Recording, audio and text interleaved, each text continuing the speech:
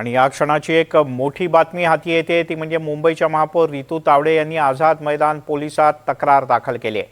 त्यांनी मुंबईच्या माजी महापौर आणि सध्याच्या पालिकेतल्या विरोधी पक्षनेत्या किशोरी पेडणेकर आणि त्यांच्या सहकाऱ्यांच्या विरोधात गुन्हा दाखल करण्याची मागणी केली आहे।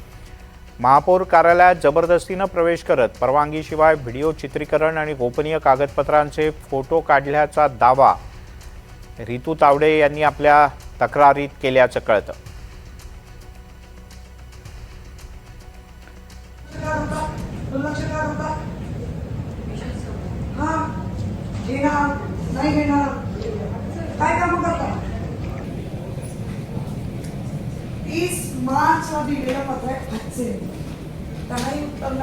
आणि किशोरी पेडणेकर यांच्या याच कृतीवरनं संतप्त होऊन रितू तावडे यांनी संध्याकाळी पत्रकार परिषद घेऊन पोलिसात तक्रार करणार असल्याचं सांगितलं होतं आणि त्यानुसार त्यांनी पोलिसात औपचारिक पत्र देत तक्रार दाखल केली।